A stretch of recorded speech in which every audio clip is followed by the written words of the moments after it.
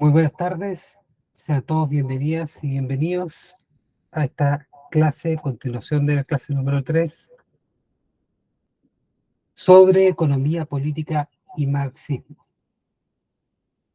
Esta vez va a exponer don Jesús Gómez, nuestro próximo expositor es nacido y criado en Cerro Navia, dirigente secundario 2006, dirigente medioambiental el 2010, dirigente sindical desde el 2011 y vocero de las Asambleas Unidas en el Marga Marga para el estallido social. Milita activamente desde el 2011 y ha impartido cursos sobre Marx y el capital en diversas organizaciones. Padre de Silvana, de 11 años, y obrero de toda la vida. Con ustedes, don Jesús Gómez.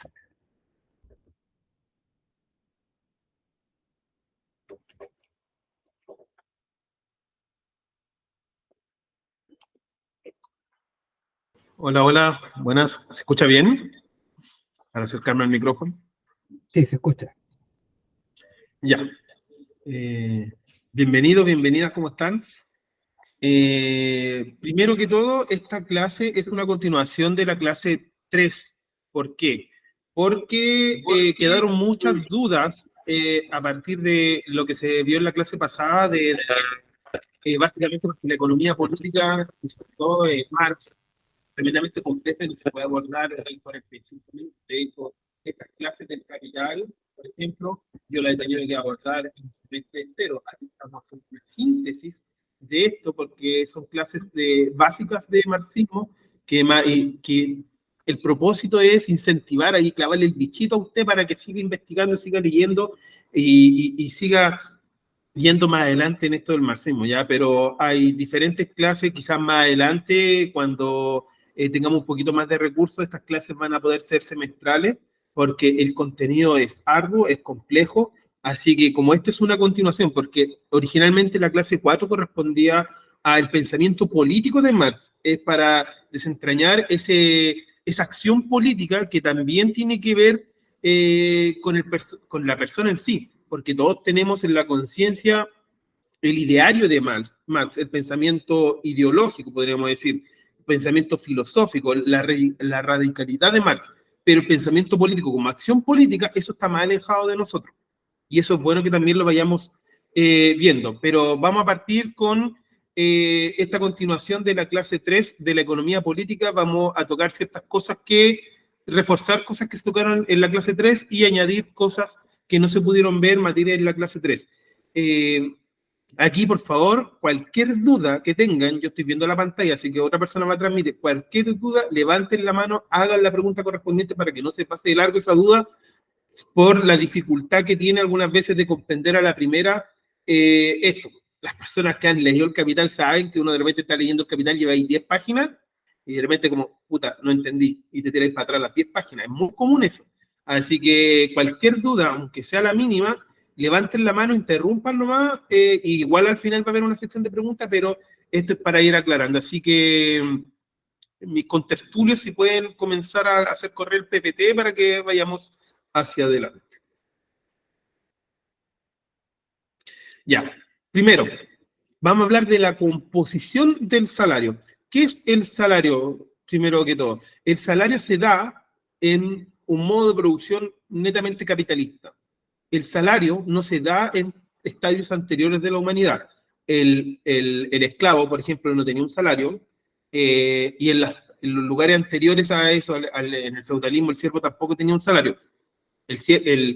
Por ejemplo, el esclavo era la mercancía en sí, era la persona que tenía que trabajar todo el día y tenía un dueño, tenía un amo. Entonces no recibía una parte íntegra, recibía solamente lo mínimo para subsistir, o sea, el plato de comida y listo.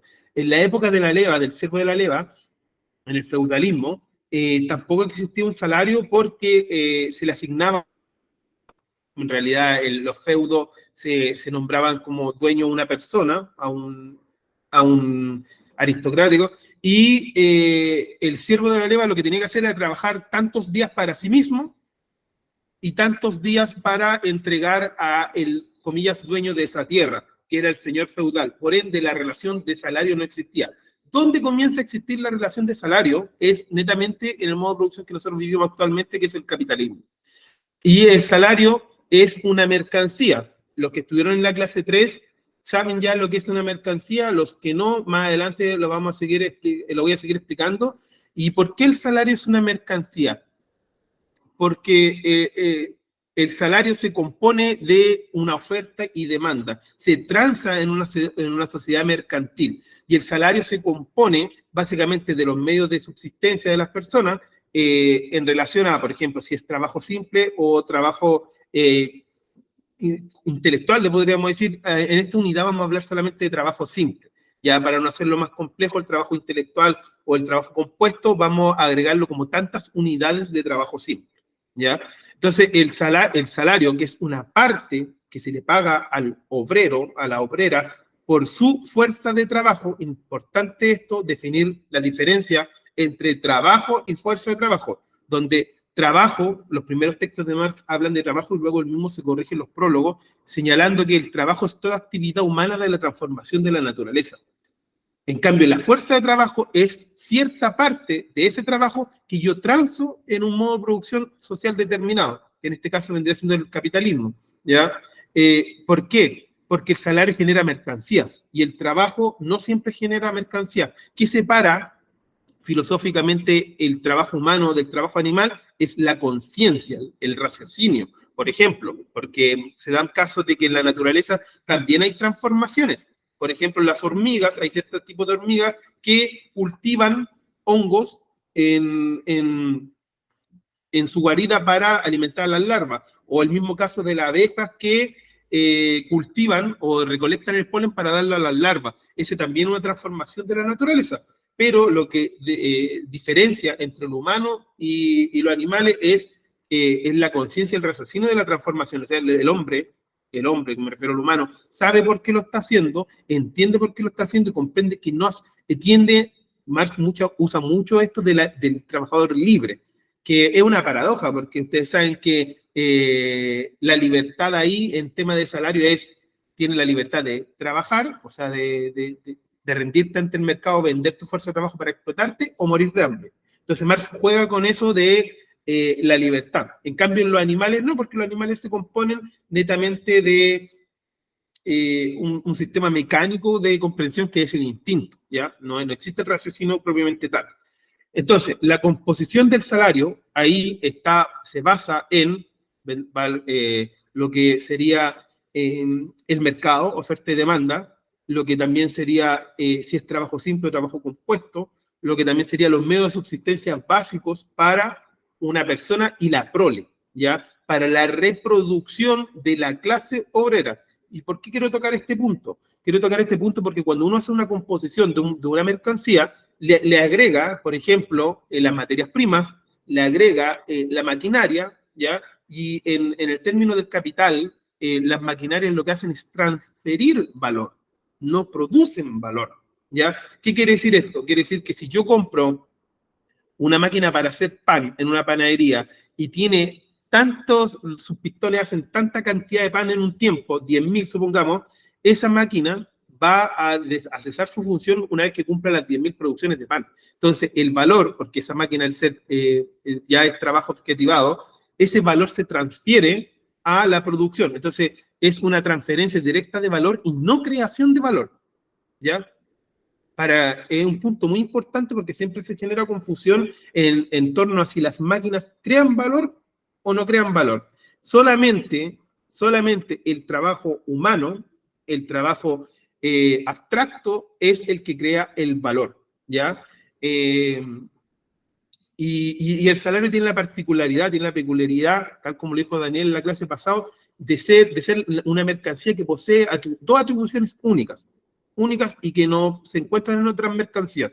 Una, que es una mercancía que se paga tiempo después, con desfase. ¿Qué quiere decir esto? Que si usted va y compra cualquier mercancía en el mercado, la que sea, usted primero la paga y luego después la utiliza, independiente si es crédito o no, pero la está pagando y luego la está utilizando. La fuerza del trabajo, a través del salario, es al contrario. Usted los capitalistas utilizan a la persona, a su fuerza de trabajo, y luego de 15 o 30 días, o según la composición del contrato, recién ahí la pagan. O sea, básicamente están pagando de la misma producción que ya está haciendo el obrero anterior, ¿ya? Y la otra cualidad única y propia que tiene el salario es que crea valor, que es una mercancía que multiplica el valor, siendo que otras mercancías no lo hacen, ¿ya? Y ahí es donde viene la extracción del plusvalor.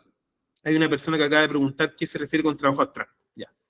Vamos a retroceder un poquito a la clase 2 para entender ciertos términos, ¿ya? La dialéctica, ¿ya? La dialéctica, ustedes saben, en la clase 2 lo vieron, que viene de la antigua Grecia, que era el acto de dialogar entre dos personas y que ese diálogo, en contradicción, genere una o más respuestas, ¿ya? Y Marx lo toma de diferentes filósofos, por ejemplo, Heráclito. El ejemplo muy claro es de Heráclito, el del río. Cuando yo entro a un río, si entro a un río, salgo y vuelvo a entrar, si es que entré nuevamente al mismo río. Y la respuesta es no, porque la dialéctica como movimiento ya no es el mismo río, ya sea por sus partículas, ya sea por su átomo, etc. ¿Ya? La dialéctica nos habla que todo está en constante movimiento, y eso es cierto. Luego, después, con el tiempo, cuando descubrimos los átomos, nos dimos cuenta que todo en el universo está en constante movimiento. Incluso lo que parece, lo que en apariencia, lo que sensorialmente a nosotros nos dice que no está en movimiento. No sé, por ejemplo, una roca que está a la orilla del mar, a su interior, si uno ve los átomos, están en constante movimiento. Y esa roca, antiguamente, la misma roca, fue lava, y quizá en unos 10.000 años más, por la contradicción del movimiento, va a ser arena de mar. Entonces, un objeto puede ser y no puede ser una o varias cosas. Por eso, ciertos marxistas, por ejemplo, la Marta Hanecker, en la Escuela de Educación Popular, ocupa el ejemplo de la semilla para explicar como básicamente lo que es la dialéctica. Que una semilla es una semilla, pero puede ser un árbol. Pero en esencia, primero es una semilla, tiene que cumplir ciertas cualidades para transicionar a ser un árbol, ¿ya? Entonces, el trabajo abstracto, hay que entender lo que Marx se refiere con abstracto y concreto, y es un término hegeliano.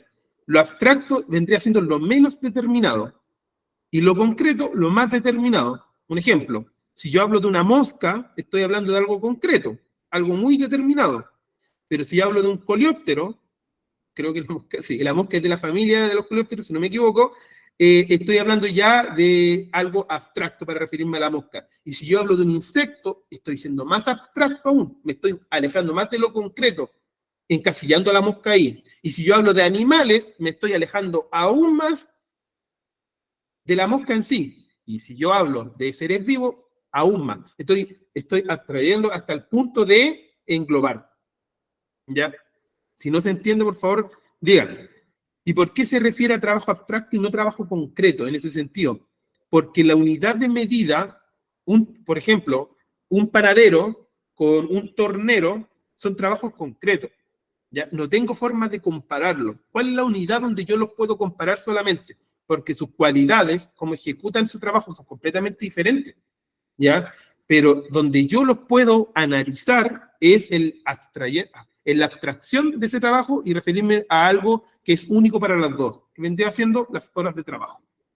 ¿Ya? Ahí ejecutamos lo que en Hegel se denomina la abstracción y lo vemos en un panorama más amplio, desde más arriba, y no yendo hacia lo más sencillo. Entonces, el trabajo abstracto se refiere a el trabajo en horas, ¿ya? Es la cantidad que yo le inserto, que yo compongo, la mercancía en este caso, de valor.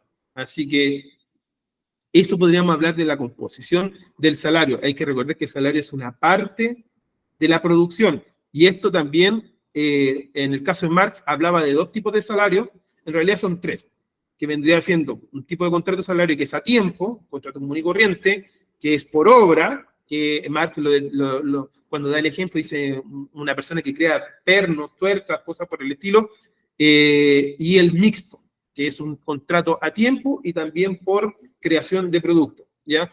Y esto es súper importante en el tema del salario, porque si a una persona lo contratan para ejecutar un trabajo, esa persona, con lo que produce, su salario Hay un ejemplo muy claro que cuando Marx decía que las personas que trabajan 12 horas, a las 6 horas de su trabajo ya se están pagando su salario. Ya se están pagando el salario. Entonces, tú podrías decirle al capitalista, oye, aquí está mi producción de 6 horas, yo ya estoy listo. El capitalista va a decir, oye, yo te contraté por 12 horas, independiente de lo que tú produzcas. Entonces, esas 6 horas de trabajo que el obrero no percibe, ese es el plusvalor. Y eso es lo que se queda el capitalista. Por eso el salario es una fracción de la producción. Y como decía antes, las maquinarias que transfieren valor no se consideran en este término.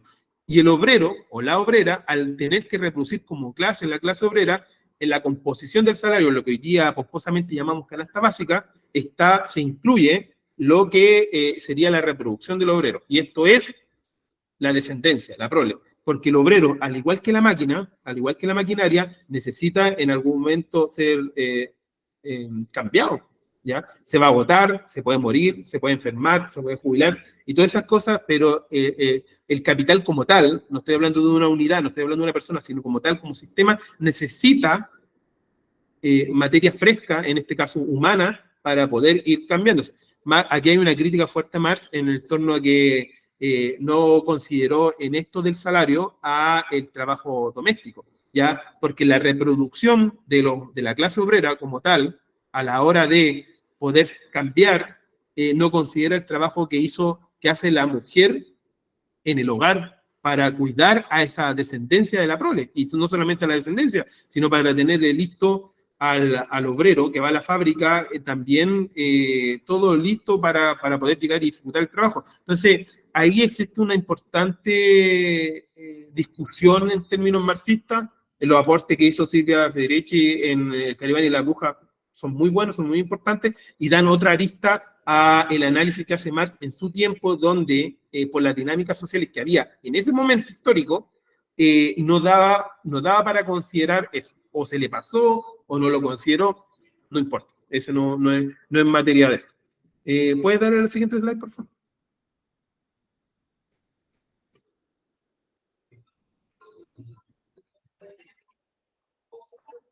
Ya. Teoría del valor. Aquí entramos ya de lleno. Aquí, como pueden ver en el slide, dice, el capitalismo es un sistema de reproducción de mercancía, 2 factores de mercancía. Hay 3 tipos de valores que nosotros consideramos en términos marxistas. Lo voy a simplificar. Valor de uso, valor de cambio y valor propiamente tal. ¿Qué es el valor de uso? Es la utilidad que se le da a cierta cosa, vamos a decir, porque no lo puedo determinar mercancías. Hay objetos que sin ser mercancía tienen valor de uso. Por ejemplo, si yo me fabrico algo para mí, eso no es una mercancía porque no está llegando al mercado. Cuando algo se transa, es una mercancía. Cuando algo se utiliza propiamente tal y tiene un valor de uso, no es una mercancía. ¿Ya? Lo que produce la naturaleza tampoco es una mercancía. ¿Ya? Por ejemplo, no es constitutiva de valor. Si yo voy caminando y me encuentro en un bosque un leño, eso no constituye valor porque no tiene trabajo humano, sino se produjo en la naturaleza y listo. Yo cuando la llevo al mercado, ahí la estoy transando netamente por su precio. Entonces, el valor de uso tiene cualidad, sustancia y utilidad. ¿Ya? No todo, insisto, en este punto, no todo valor de uso es una mercancía. ¿Ya? Más sí, toda mercancía tiene que tener un valor de uso. Hay una diferencia. ¿Ya? ¿Se puede crear mercancías sin valor de uso? Sí, se puede. ¿Van a ser esas mercancías rentables en un modo social de producción? No. Como hay una compañera que decía en la clase pasada que qué pasa si yo invierto mucho trabajo en determinada mercancía y esa mercancía no se vende. Bueno, esa mercancía no tiene un valor de uso en la sociedad. Y como no tiene un valor de uso, la gente no lo va a comprar y esa empresa tiende a quebrar. Y eso pasa un montón, porque 9 de cada 10 empresas, por ejemplo, en Chile, quiebran en los primeros 4 años. Quiere decir que no satisfacen necesidades. ¿Ya? Entonces, tenemos el valor de uso, que es utilidad, tenemos el valor de cambio, que es una relación cuantitativa, que reúne magnitud del valor, Y para hacerlo más simple, para no hacerlo más complejo, vamos a llamarle al valor de cambio la transacción a través de dinero, ¿ya? ¿Por qué? Porque antiguamente, ustedes saben que en otros estadios de la humanidad existían diferentes intercambios. Por ejemplo, en la antigua China, las primeras relaciones con intercambios se hacían con conchitas de mar. Y en otros lugares, dependiendo, en la antigua Sumeria, por ejemplo, era con incienso, en otros lugares eran con sales, en otros lugares eran, bueno, diferentes tipos de cosas que se transaban, hasta que ya llegamos a lo que vendría siendo las piedras preciosas, el oro, la plata, la esmeralda, los rubíes, etc. Y lo que vendría ya los chinos avanzando a lo que vendría siendo el papel moneda. Hoy en día, todos los cambios se hacen a través del dinero, entonces no nos vamos a complicar en eso, en entender que el valor de cambio es la secuencia que se realiza a través de un intercambio monetario, con dinero, ¿ya? Y el valor, propiamente tal, es la sustancia, ¿ya? Es la sustancia que encierra trabajo objetivado, que es trabajo productivo, que es trabajo socialmente necesario, ¿ya? Entonces, tenemos esas tres diferencias: valor de uso, que es la utilidad de un objeto, que no siempre es mercancía; valor de cambio, que siempre es una mercancía, que solamente se da en una sociedad mercantil y que tiene que tener siempre una utilidad, un uso; y el valor propiamente tal, que encierra el contenido del trabajo abstracto y el trabajo socialmente necesario, ¿ya? Esas son las tres categorías en simple que podemos analizar del valor bajo el análisis y el desglose de Marx que hace a la sociedad capitalista del siglo XIX. ¿Puedes seguir, amigo, por favor?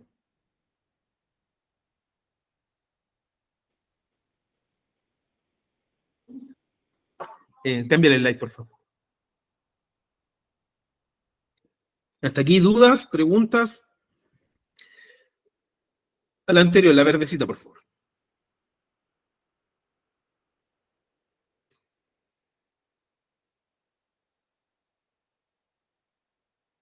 Ya. Trabajo socialmente necesario. Este es un tema muy complicado a los marxistas, que les cuesta mucho comprender debido a la abstracción que tiene, debido a que es poco concreto en el sentido.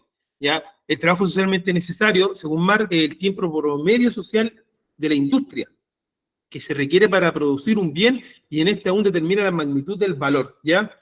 ¿Qué quiere decir esto? Que es la sumatoria de todas las industrias de un objeto en concreto, de un objeto de igual característica, de cualidad idéntica. No voy a comparar autos con bicicleta, ni autos con cohetes. Tengo que comparar bicicleta con bicicleta, la misma bicicleta, o la misma polera con la misma polera, etcétera. Tiene que tener una cualidad idéntica para poder compararlo y de ahí sacar el valor, ¿ya?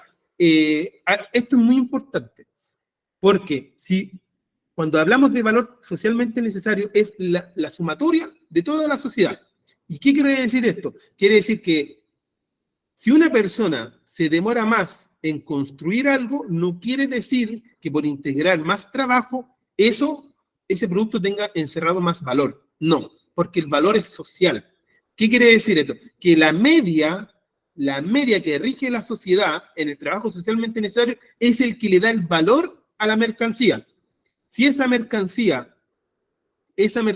costó 20 horas de trabajo, pero la media, ojo, la media está en 10 horas, al momento de esa mercancía posicionar en el mercado, su valor va a ser de 10 horas, independiente si a mí me costó 20 horas de trabajo, porque en la media, en la categorización social, esa es la distribución que se está dando. Mira, vamos a graficarlo ahora ¿puedes poner el siguiente slide? Bajo un chilenismo que es el pastel de choclo. Aquí yo hice un pequeño gráfico de 10 restaurantes comunes y corrientes que venden algo que comemos ahora en el verano, que es el pastel de choclo. Si ustedes se fijan, en la producción de un pastel de choclo hay diferentes unidades de medida, partiendo desde una hora, que es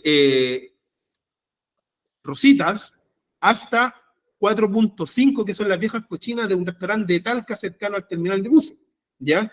Esa es la diferencia entre la producción de diferentes restaurantes. Ahora, si nosotros sumamos los 10, obviamente en una sociedad no hay 10, hay miles, Pero si sumamos los 10, la media que nos da es 2.7. O sea que socialmente, en 2.7 horas de trabajo, se crea un pastel de choclo, ¿ya?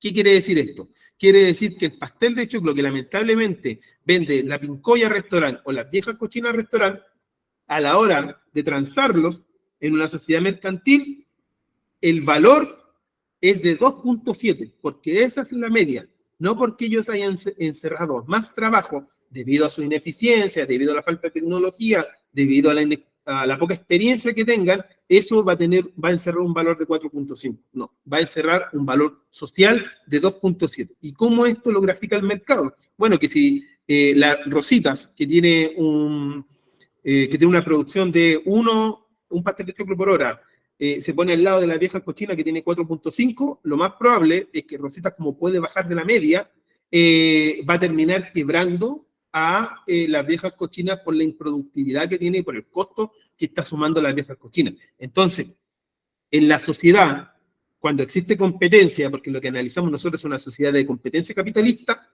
el valor se mide por lo socialmente necesario. Obviamente existen problemas de mercado, como se le denomina, donde hay ciertos productores que son únicos a la hora de producir estos productos.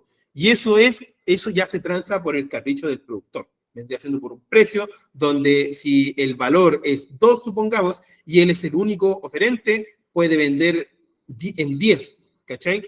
Y estas son las fallas de mercado, como se le conoce en ingeniería comercial, que se pueden derivar a través del monopolio, a través de corporativismo, por ejemplo, a través de colusión. La farmacia, por ejemplo, muy común, que ellos a través de sugerencias, en vez de competir, acuerdan una ilegalidad que vendría siendo no compitamos y tengamos un precio en común entre todos. Bueno, no solamente la colusión de la farmacia acá en Chile, la colusión del pollo, la colusión del confort, la colusión de los autobuses, etcétera, ¿ya? Pero esas fallas de mercado no son propias, bueno, sí son propias, pero no se miden de buena forma en una sociedad capitalista, ¿ya? No tienden a estar con las leyes sociales del capitalismo. Pues, ¿hay dudas si hay dudas sobre el trabajo socialmente necesario? Por favor, háganla saber. La diferencia entre el valor y el precio. Ya vimos que el valor es el trabajo objetivado que encierra un objeto, ¿cierto? Una cosa, podríamos decir. Y ese objeto, a la hora de transicionar a una sociedad mercantil, se debe someter además a lo que vendría siendo la oferta y la demanda, que eso es también una ley social del capitalismo, ¿ya? Mientras existe capitalismo, la ley de oferta y demanda, en realidad mientras exista una sociedad mercantil, la ley de oferta y demanda va a seguir intacta, ¿ya? Nosotros, los marxistas y Marx, jamás hemos negado de la ley de oferta y demanda, ¿ya? No podríamos, aparte, no podríamos, porque es una ley social dentro del modelo de producción. Por eso es muy complejo creer que podemos superar ciertas cosas solamente por un tema de voluntad y otro sentido. Entonces, la mercancía llega con un valor que se encierra, pero a la hora de situarse en una sociedad mercantil donde va a existir determinada demanda y va a existir determinada oferta, esa guerra, Marx le llama la guerra sin cuartel entre los demandantes y los ofertantes, que vendría siendo no sé, yo lo puedo graficar con una puja, por ejemplo. Una puja entre demandantes, donde se levanta la mano quién ofrece más, ¿cierto? No sé si han visto eso en películas, en diferentes cosas, donde se está rematando un producto y la gente levanta una paleta y dice yo ofrezco más, yo ofrezco más, yo ofrezco más. Y esa guerra es la que se da en la dinámica del mercado. Ahí existe un solo producto, y la gente tiene que pelear por ese producto porque no existe más que ese producto. En cambio, en la guerra que tienen los oferentes, es una guerra por conquistar la demanda, conquistar al comprador, al consumidor, y eso se da a través de procesos de cambio tecnológico, a través de eficiencia, a través de mayor productividad, a través de abaratar costos, a través de un sinfín de cosas que mi producto tiene que ser, tiene que tentar a los demandantes para poder ser adquirido. Entonces, en la guerra de los demandantes, los precios suben, en la guerra del oferente, los precios bajan. Y cuando tengamos Se ve en cámara cuando tengamos la definición de cada uno, chocan. Y al chocar el resultado de la oferta con el resultado de la demanda, me asigna un precio. ¿Ya? Ese precio, tal como lo mostró Daniel en la clase pasada, ese precio va acorde en un 97% al valor. ¿Ya? Es bien importante esto porque salvo en monopolios, en fallas de mercado, en situaciones, la clásica situación que te describe el austriaco del cuadro de Van Gogh, la botella de agua en el desierto, etcétera, eso se da en esa definición se da en una sociedad mercantil, no en una sociedad con fallas de mercado ni en estadios anteriores. ¿Ya? Recordar que la clase pasada lo vimos, que la teoría valor-trabajo es netamente una teoría que describe, desglosa una sociedad mercantil capitalista, una sociedad con competencia, ¿ya? No una sociedad donde un ermitaño solamente tiene para ofrecer un producto y justo tú te perdiste en la mitad del bosque y no tienes a quien más comprarle. No, aquí la definición es que hay un producto que lo puede vender Almacenes París, lo puede vender Falabella, lo puede vender el kiosco en la esquina, etc. Entonces todo eso está en competencia, ¿ya? Entonces, esa es la diferencia más o menos a grandes rasgos del valor con el precio. El precio, sí, como vimos con los estudios empíricos de Japón, China y España, por 40 años en la medición de precios, el precio tiende a oscilar en el núcleo del valor, ¿ya? Dada la misma competencia. ¿Por qué oscila? Porque si no oscilara, si llegase a ser plano, sería valor, básicamente. Se estaría desglosando por el valor. Pero como oscila, puede ser mayor o menor, se transforma en precio. Ese precio, si es mayor, genera ganancia y genera acumulación. Si es menor, genera pérdidas, quiebra, lo que hablaba anteriormente, de que aquí en Chile quiebran 9 de cada 10 empresas, ¿ya? Así que vamos al siguiente slide, por favor.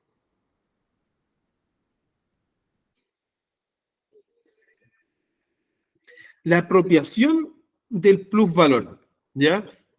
Aquí podemos ver la definición de lo que es capital fijo, maquinaria, materias primas, instalaciones, arriendo, luz, agua, etcétera, y el capital variable. El capital variable es el factor humano. ¿Ya? Creo que hay una pregunta, voy a leerla al tiro para que después no trastabillar. Dice, una pregunta, ¿cómo podría ser comprendida la inflación en los precios en este caso? Bueno, mira, la inflación se comprende como un problema monetario y un problema productivo, porque siempre nos han hecho creer que solamente es monetario, como lo decía Friedman, pero también productivo. Por ejemplo, en el caso de Chile, como nosotros no somos productores de las mercancías que consumimos, acá en Chile existe el triste récord de luego de la época de los Chicago Boys, cuando desindustrializaron todo el país, nosotros como nación consumimos 2 de cada 3 mercancías desde los mercados externos. O sea, no somos productores de ni siquiera lo nuestro. Nosotros somos monoproductores de ciertos productos que abastecen el mercado global. Minería, celulosa, pesca y productos muy determinados de agricultura.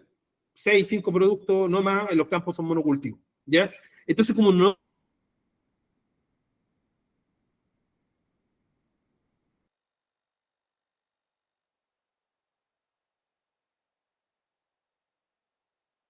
hay crisis de producción, se producen menos mercancías. ¿Ah? ¿Me caí?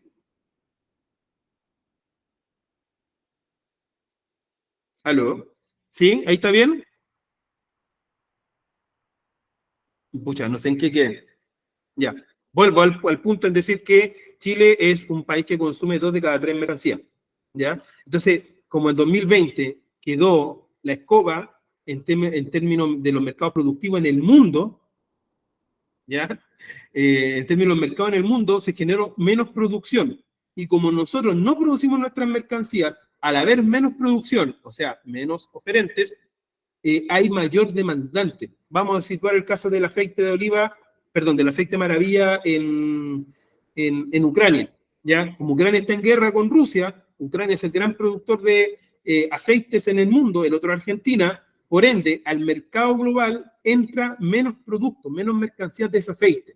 Pero la demanda sigue igual, porque la gente sigue consumiendo aceite en el mundo.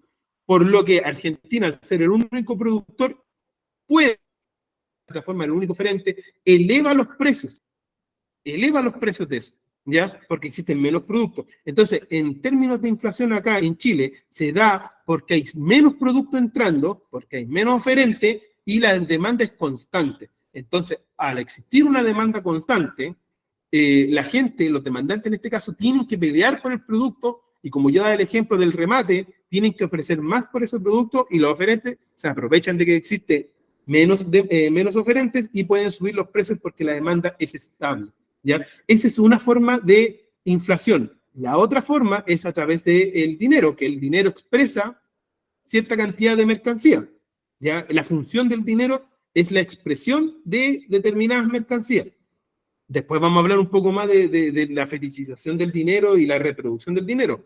Pero en este sentido, si yo inyecto al mercado más dinero, como pasó con los retiros, por ejemplo, y no está la circulación de mercancías que acompañe esa inyección de dinero, básicamente lo que yo estoy haciendo es que las personas pujen a través de ese dinero por más mercancías, pero la producción sigue siendo la misma o menor. Entonces, lo que se genera ahí es también una guerra entre los demandantes y solamente unos pocos oferentes, y eso va elevando los precios, que eso genera también inflación, ¿ya? Entonces, la inflación no es solamente un fenómeno monetario, como no quieren hacer ver en la escuela de Chicago, sino también es un factor productivo. Tiene que ver con las dos, ¿ya? Ya. Paso a explicar lo que espero que haya quedado claro en ese sentido de que es por poca oferta, por alta demanda y también por el factor dinero, como una representación.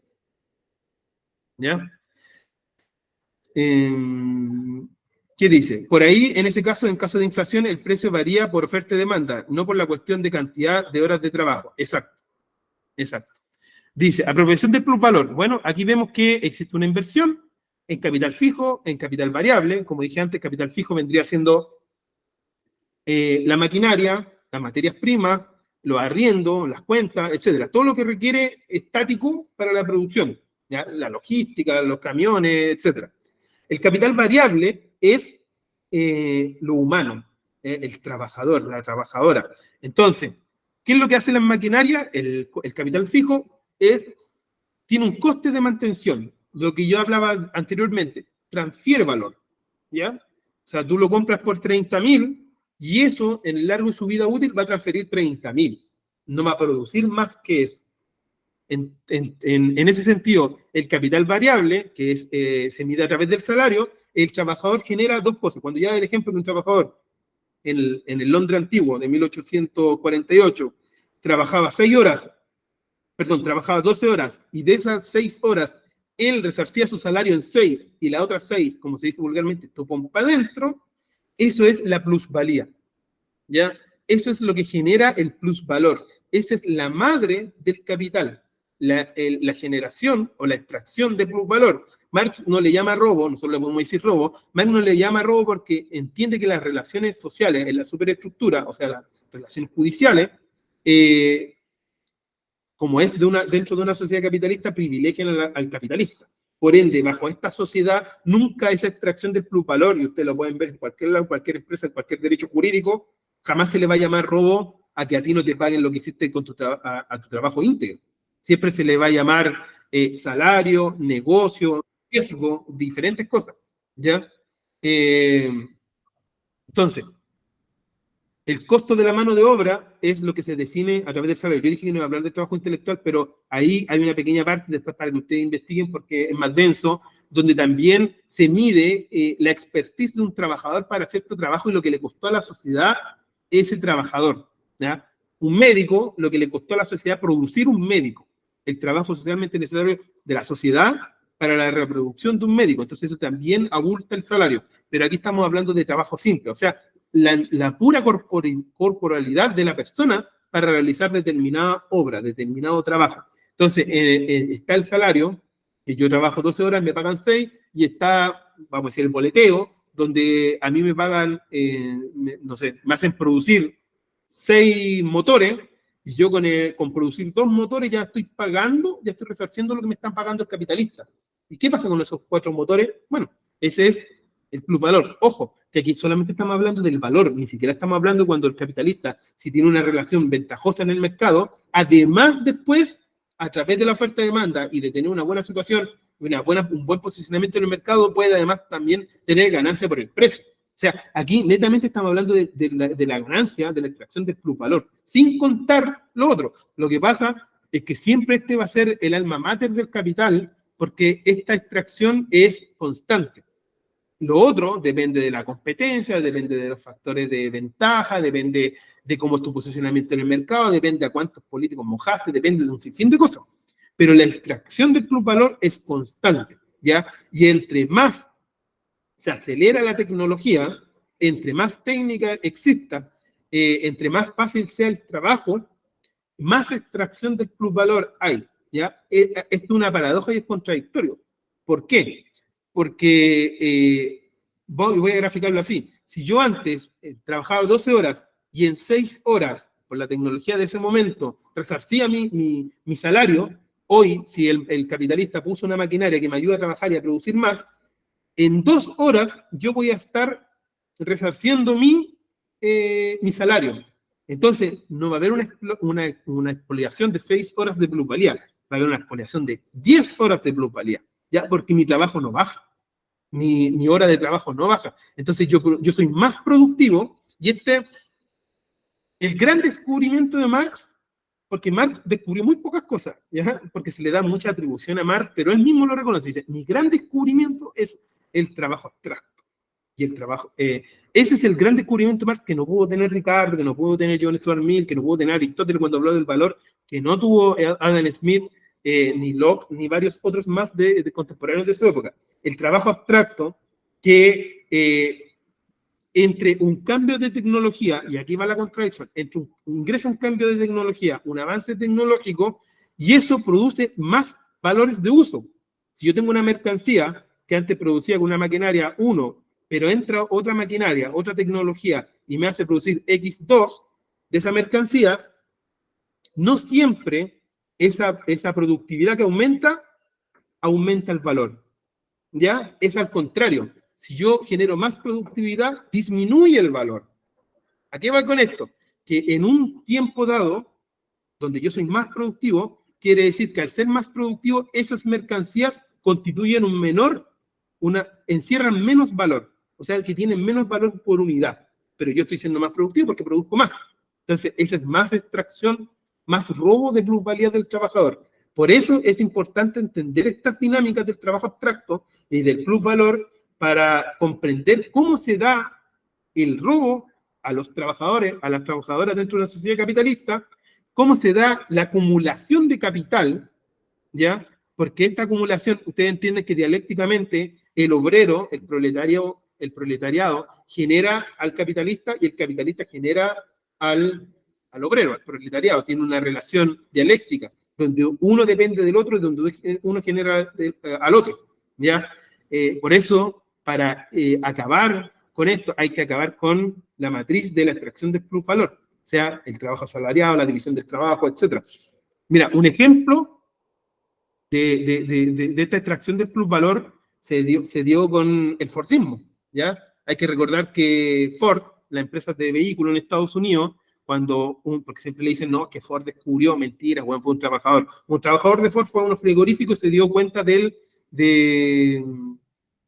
trabajo automático, de la maquinaria en cadena, ¿ya?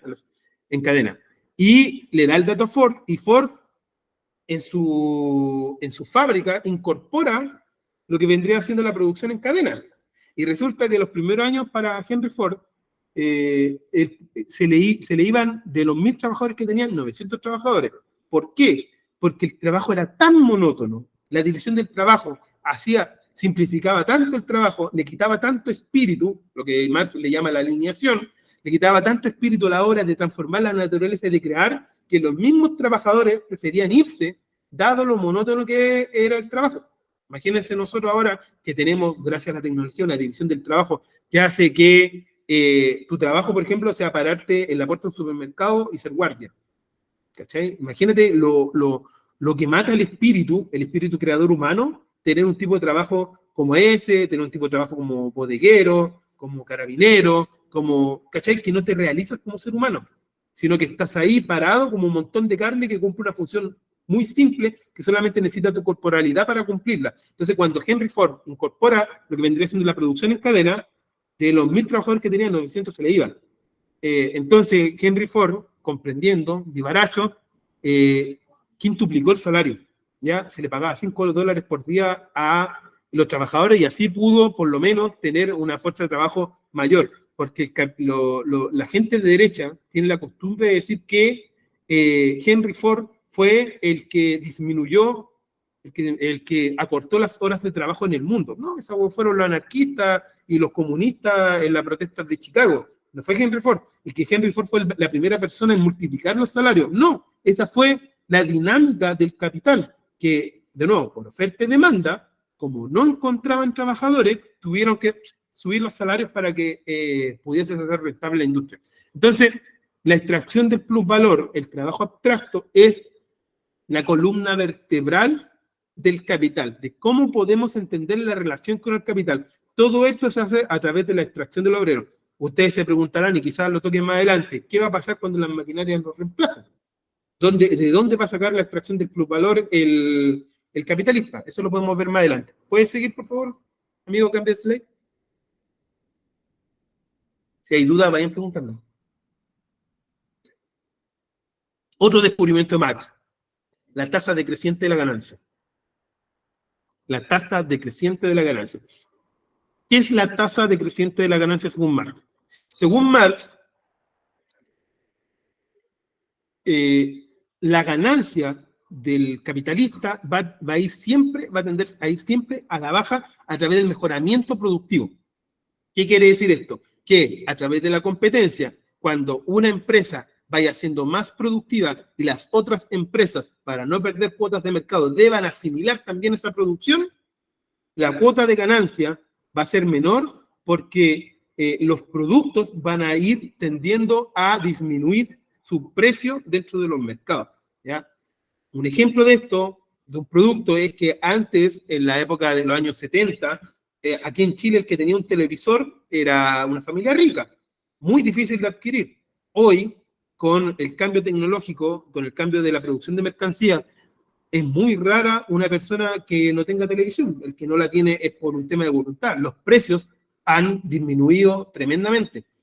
Entonces, la ley del producto marginal decreciente, el producto marginal de un factor, disminuye cuando se emplea una cantidad cada vez mayor de él. Y aquí podemos ver que en cada crisis que han existido, la primera crisis que analiza Marx es la crisis de 1825, luego de la de 1857, y ahí nosotros ya podemos ver las crisis que nosotros hemos tenido en esta época moderna. La más común de todas es la crack del 29, ¿cachai? Acá en Chile tuvimos la crisis de la década perdida en los años 80, la crisis de los años 70, ¿ya? La crisis que tuvimos también aquí en Chile a finales de los años 90, la crisis asiática, la crisis subprime del año 2008, la crisis griega del 2016 y la crisis por el COVID en 2020. Son crisis de sobreproducción, ¿ya? Y todas las crisis que se han dado dentro del capitalismo es porque el capitalismo es una maquinaria que no puede dejar de producir.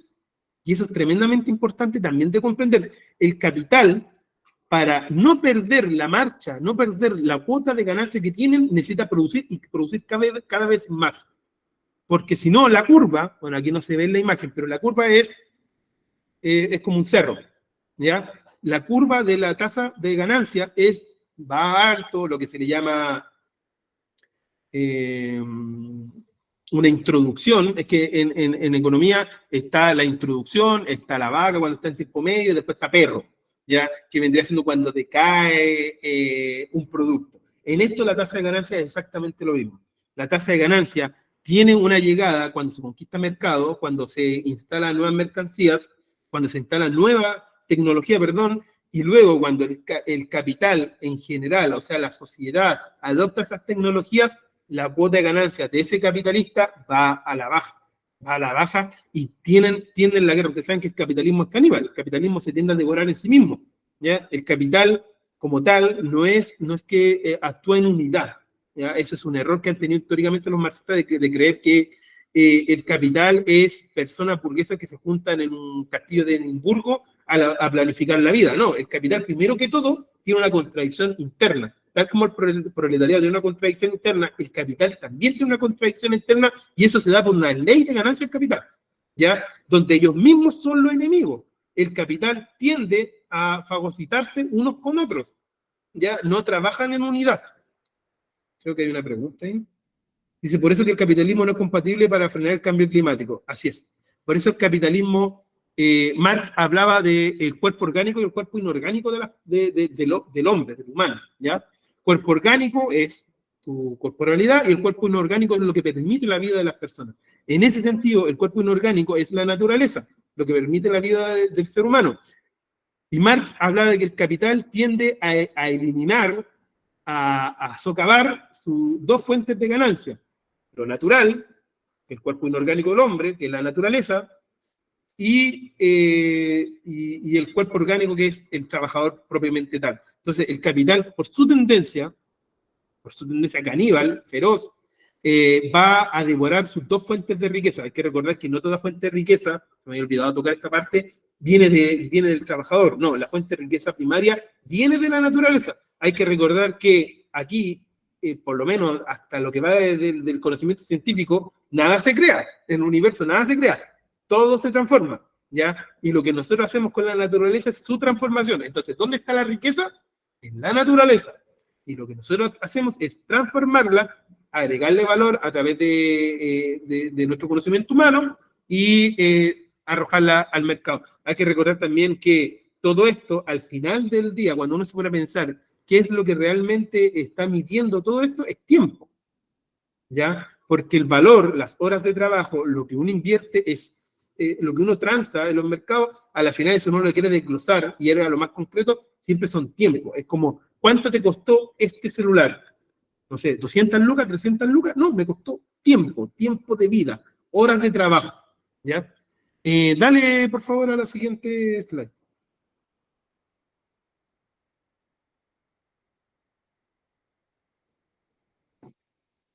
Ya, me voy a apurar un poco porque llevo 50 minutos y recién estoy tocando la primera parte, así que vamos a hacer cortita. Tasa creciente de la ganancia, aquí se puede ver, hace un montón de años que el mundo viene con una, ya esto es más moderno, que corrobora la tesis de Marx como una ley social del capital, donde el mundo hace rato viene estancado. Que avances tecnológicos se den no significa que los capitalistas estén adquiriendo más cuotas de mercado, ¿ya? El mundo desde por lo menos unos 60, 70 años viene estancado. De hecho, existe una gráfica, no la tengo acá, pero señala que si tú abstraes a China, a Vietnam y a ciertos países del sudeste asiático, lo quitas de la producción mundial y del crecimiento mundial, el crecimiento del norte global, Europa, África y el continente americano, es plano, ¿ya? Por lo menos hace 60 años es plano. ¿Qué quiere decir eso? Que el mundo no ha crecido. Si tú quitas el sudeste asiático, si tú incorporas el sudeste asiático, sobre todo China y Vietnam, se va para arriba, ¿ya? Pero es porque los países fuertes, los países del capitalismo clásico que conocimos en su momento, están estancados en las fuerzas productivas, por eso tuvieron que descolocar sus empresas. Por eso Europa, el día de hoy, es un bonito pueblo para hacer turismo, pero no es productor en grandes cantidades de mercancía. Por eso Estados Unidos tuvo que también arrojar sus empresas a Tailandia, a China, a Vietnam, a esos países del tercer mundo asiático, como empresas como Nike, Adidas, empresas de vehículos, etcétera, porque la tasa que ellos tienen de creciente de la ganancia no les permite rentar en su suelo. Entonces tienen que buscar nuevas formas, cortar nuevos mercados, nuevas formas de producción que les rente para poder mantener la puta ganancia, ¿ya? Por eso Estados Unidos, bueno, ahora está la embarrada con el tema de Texas, y eso es más un tema económico que un tema de migración propiamente tal. Por eso Estados Unidos constantemente entra en crisis. Y ojo, Estados Unidos tiene la ventaja de ser el que imprime los billetes de transacción en el mundo. Hay que recordar, y yo siempre doy este dato, ha estado Chile, por ejemplo, si Chile quiere generar $100 en mercancías, ya sea cobre, litio, pescado o fruta, bueno, tiene que incluir el valor, mucho trabajo en eso para generar $100. Y si uno lo va a vender a Estados Unidos como tal, eso que a Chile le costó 100, a Estados Unidos le cuesta 14 centavos de dólar. ¿Por qué? Porque ellos respaldan a través de nada, a través de solamente confianza, como se le llama, porque antes estaba el patrón oro, ellos respaldan su moneda a través de confianza y pueden intercambiar un papel que a ellos les costó 14 centavos, que es imprimir eso por $100 de mercancía. O sea, Estados Unidos tiene una ventaja abismal con el mundo, por eso su liderazgo hasta el día de hoy, porque como es el creador del papel dinero, y como es el que lo respalda, puede fácilmente intercambiar, incorporar muchas mercancías, importar muchas mercancías a través de, básicamente, sin costo. Entonces, volvemos al gráfico, aquí vemos en valor en dólares por hora de trabajo socialmente necesario, el tiempo de trabajo necesario y el tiempo de plusvalor. Ahí sí se ve, 3 horas son el trabajo socialmente necesario y del 3 al 9 es extracción de plusvalor. ¿Ya? ¿Puedes cambiarla, por favor? Vamos a ir un poquito más rápido. Si tienen preguntas, por favor, también háganla. Oferta y demanda según Marx. Bueno, esto yo ya lo expliqué atrás, que vendría siendo lo que te pasan yo creo, aquí la mayoría de carreras en Chile tienen introducción a la economía, hasta las carreras de humanidades, ya sociología lo tiene, no sé si psicología lo tiene, pero la mayoría la tiene porque te enseñan también a montar tu propio negocio. Entonces, en introducción a la economía, todos los que han pasado por la universidad de distintas carreras saben que existe lo que vendría siendo el equilibrio entre la oferta y demanda, que nosotros los marxistas no negamos de eso, ¿ya? Ojo con este punto, porque he escuchado de repente que hay marxistas que niegan y dicen que no debería existir. No, eso es una ley del valor, integra la ley del valor, integra dentro de una sociedad capitalista. Entonces, nosotros en vez de negarlas, hay que conocerlas. Tengo una pregunta, ¿puedes cambiar por mientras la ley? Porque ya había hablado de esto.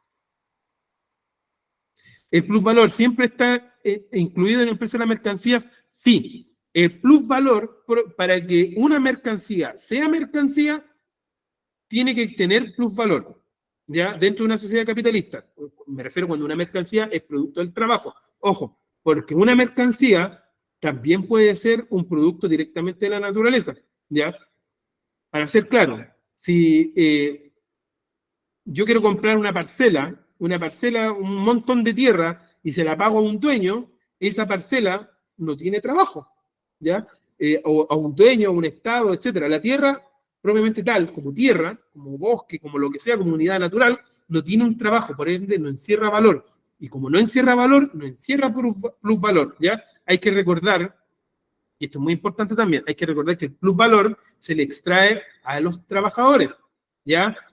Eso es lo que Marx denomina explotación. Por eso, no todas las personas en el mundo son explotadas, ¿ya? No todas las personas, porque ese es un error también de la izquierda. Se dan otras dinámicas dentro del capital que vendría siendo la opresión, la discriminación, no sé, el patriarcado, el machismo, etc.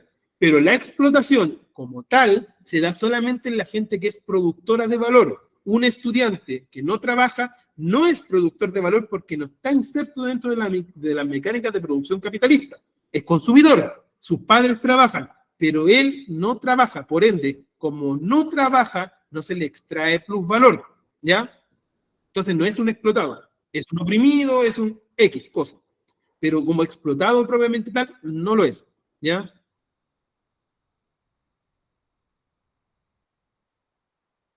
Ya, sigo y después contesto. Dice, ejemplo de rentabilidad dentro del capitalismo.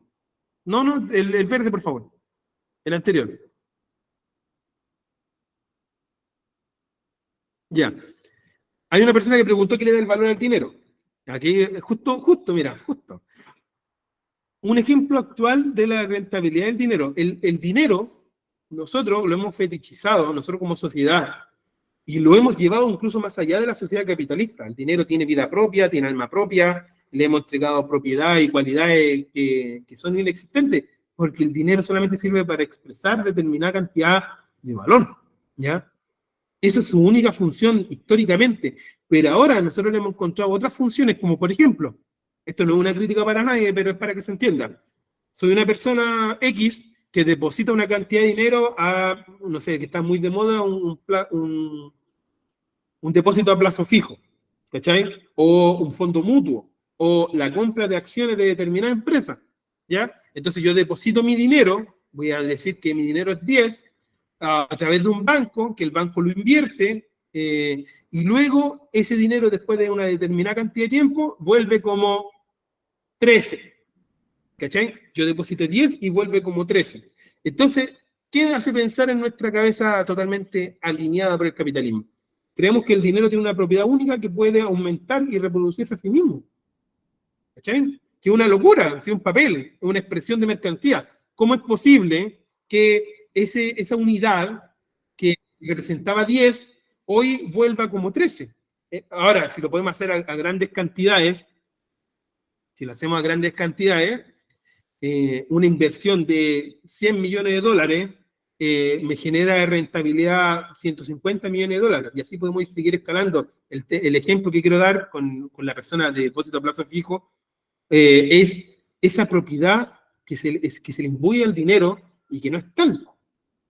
¿Qué es lo que encierra esa dinámica? Porque me va a decir, oye, yo te presté dinero y me lo tenés que devolver con un interés. La pregunta es, cuando el banco invierte en alguna empresa o en algún préstamo, ¿qué realmente es lo que está invirtiendo? Si un banco invierte en una empresa y esa empresa, cuando se distribuyen las utilidades, le da su parte al directorio, le da su parte al accionista, lo que está distribuyendo es plusvalor de los trabajadores de esa empresa. No es que el dinero tenga una propiedad única. No, lo que está haciendo esa empresa es, porque la clase pasada una persona decía, no, deberíamos hablar no de valor, sino de costos. Y ahí hay un gran problema, porque los costos, cuando una empresa hace la contabilidad de su estado financiero, su estado de resultados, lo que hace es medir los costos a través de la apariencia formal, de lo sensorial, como le llamaría Marx, que vendría siendo materias primas, instalaciones, cuenta, luz, agua, etcétera, y luego viene el apartado de salario. Pero aquí ya entendimos que el salario es una fracción de lo que produce él o la trabajadora. Y aún está toda esa extracción de plusvalor que los costos no lo miden, porque los costos miden la formalidad dentro de este modelo, pero no mide el robo que se le hacen a los trabajadores. Entonces, cuando tú haces cuando haces el desglose de una empresa, te encuentras que están los costos y luego de los costos, de pagar los costos a través de la venta, viene lo que se le llama la utilidad, ¿cachai? Que es el resultado de costo y ganancia, o costo y venta, ¿cierto? No sé, yo vendí 10, mis costos son 5, el costo incluye el salario, y me queda 5. ¿Qué son esos 5? Utilidad. Entonces nos preguntamos, ¿de dónde sale esa utilidad? ¿Cachai? Si ya está incluido en los costos a través del salario, bueno, esa utilidad es el plusvalor. Esa utilidad que le queda al capitalista es el robo a mano armada que se le hace a los y las trabajadoras por su producción. Esa utilidad que luego se reparte a través de el crecimiento del dinero, de lo que yo hablaba antes, de donde un banco invierte y luego se le devuelve con una mayor cantidad y eso a ti te viene con 13 pesos cuando tú pusiste 10, es trabajo encerrado, es robo a los trabajadores de plusvalor, ¿cachai? No es que el dinero tenga una propiedad mágica que se multiplica, porque si tú lo ves en apariencia, claramente solamente vas a entender lo formal, pues vas a decir, mira, este depósito a plazo, yo invierto 100 y me da 150, ¡pum! Magia, el dinero se multiplicó solo. No, lo que quiere decir es que si yo invierto 100, ese banco lo va a invertir en determinada industria, esa industria va a obtener determinada ganancia a través del robo del plusvalor, y cuando la industria le devuelva dinero al banco y el banco me devuelva dinero a mí, va a venir con un monto aumentado que es el robo del trabajo de los y las trabajadoras. Cámbiala, por favor.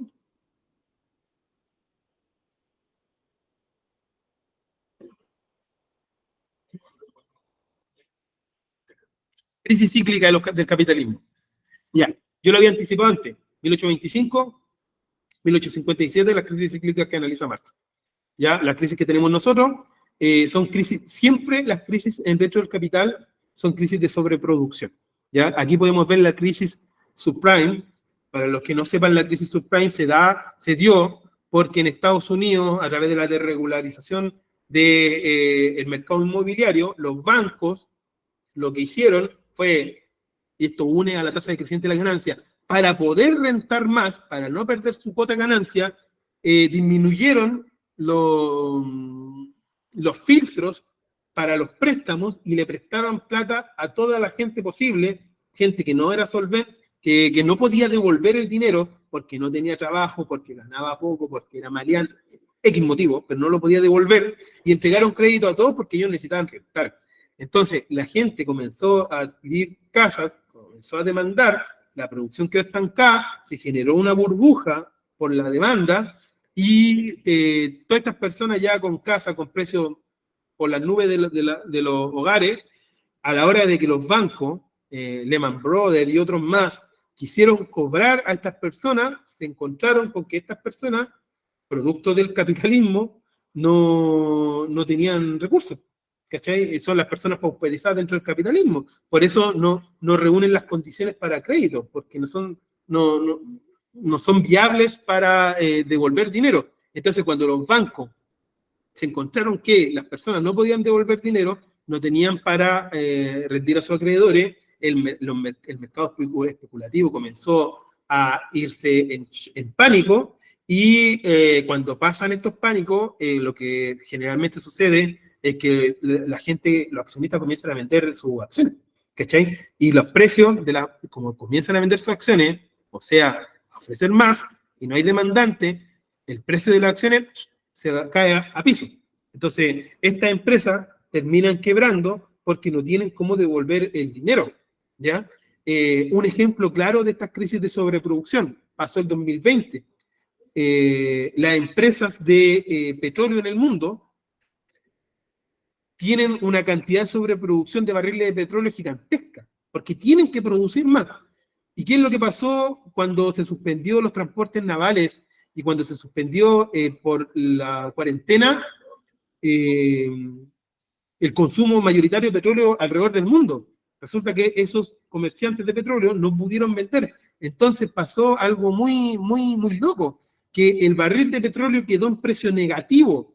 Negativo. O sea, si un barril de petróleo costaba en su mejor momento $100 el barril, en el 2020, dada la crisis de sobreproducción, dada la caída en la demanda, lo que generó que ese barril de petróleo pasara de $100, precio estándar, pasara a menos $27. ¿Qué quiere decir eso?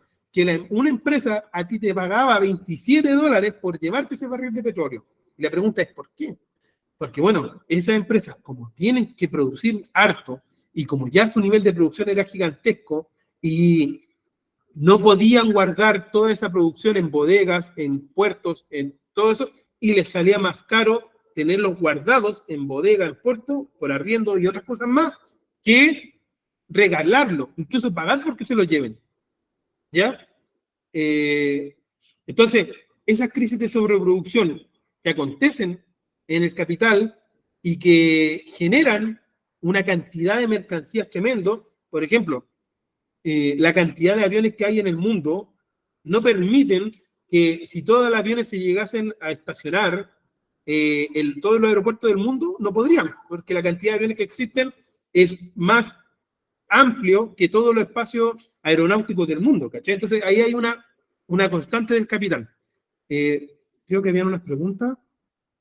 Dice, un poco alejado del tema, pero el dólar se respalda en el trust. ¿En qué se respalda el euro y el yuan? Bueno, el yuan, el euro es lo mismo que el dólar, se respalda en la confianza de los mercados. Es meramente especulación, ¿ya?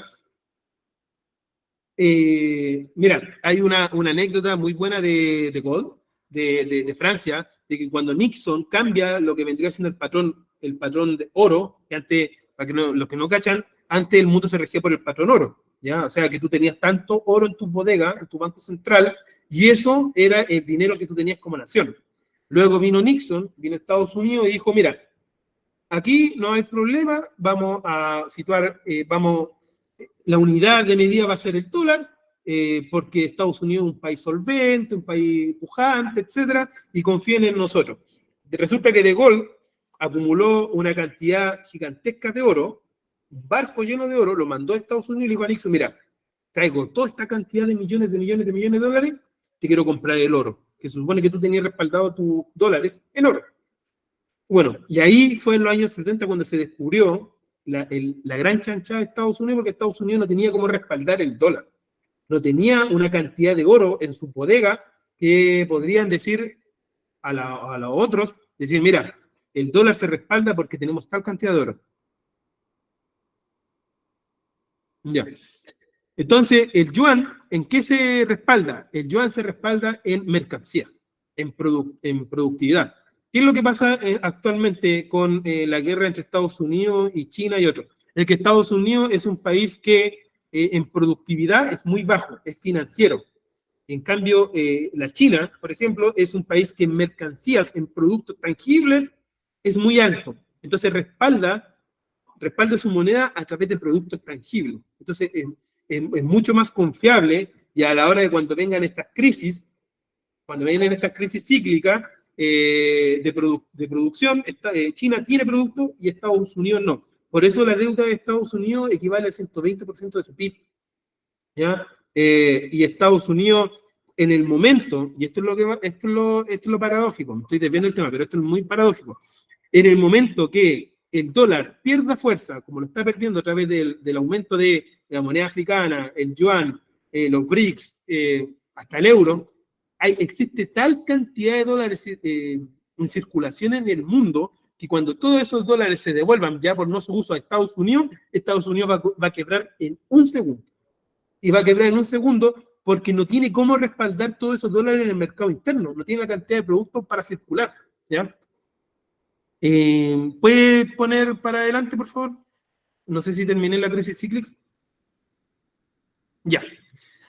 Esa fue la explicación muy breve, muy corta. Me quedaron varios temas, pero ustedes entenderán que por el tiempo ya llevamos un poquito más de una hora en el tema del valor, en el tema de la economía política. Esto es mucho más largo.